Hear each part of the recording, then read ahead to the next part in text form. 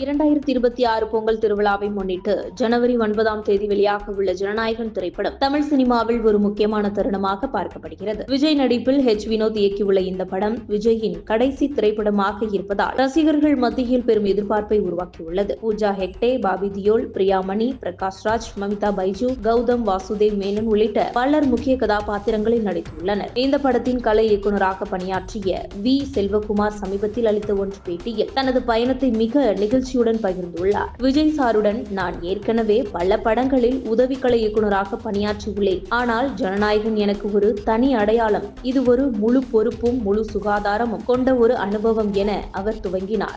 Vinod sir என் வேலைகளை பல வருடங்களாக கவனித்து வந்தார். புறம்போக்கு படம் பார்த்த பிறகு அவர் எனக்கு அனுப்பிய மெசேஜ் இன்னும் என் மொபைலில் பாதுகாப்பாக இருக்கிறது. அந்த ஒரு மெசேஜ் எனக்கு ஒரு அங்கீகாரம் போல. ஜனநாயகன் படத்துக்காக அவர் என்னை நேரடியாக அழைத்து முழு ஸ்கிரிப்டையும் கையில் கொடுத்தார். இது ஒரு கலை இயக்குநராக முழு நம்பிக்கையின் அடையாளம். படப்பிடிப்பு துவங்குவதற்கு முன்பே 2 மாதங்கள் முன் தயாரிப்புக்காக அவர் நேரம் கொடுத்தார். இது ஒரு அரிய விஷயம். அந்த நேரத்தில் ஒவ்வொரு காட்சிக்குமான கலை அமைப்புகள், செட் வடிவமைப்புகள், வண்ண தேர்வுகள், ஒளி அமைப்புகள் என அனைத்தையும் திட்டமிட்டு தயாரித்தோம். பெரும்பாலான காட்சிகள் செட்டு போட்டு அரங்கத்துக்குள்ளேயே படமாக்கப்பட்டன. கடற்கரை காட்சிக்காக கூட செட்டு போட திட்டமிட்டு இருந்தோம். ஆனால் விஜய் சார் கேள்விப்பட்டு நாம கடற்கரையிலேயே செட் பண்ணலாம் என நேரில் வந்து ஈசிஆர் கடற்கரையில் இரவு ஷூட்டிங்கில் கலந்து கொண்டார். அந்த நேரம், அந்த ஒளி, அந்த சூழ்நிலை அவ்வளவும் அழகாக இருந்தது. வினோத் சார் எனக்கு முழு சுதந்திரம் கொடுத்தார். ஒரு நாள் என் வேலைகளை பார்த்து நீங்க ராஜமௌலி சார், சஞ்சய் லீலா, பான்சி போன்ற இயக்குநர்களுடன் வேலை செய்திருக்க வேண்டியவர் என மனம் திறந்து பாராட்டியிருக்கிறார். அந்த வார்த்தைகள் எனக்கு ஒரு பரிசு போல. ஒரு கலை இயக்குநராக அந்த அளவுக்கு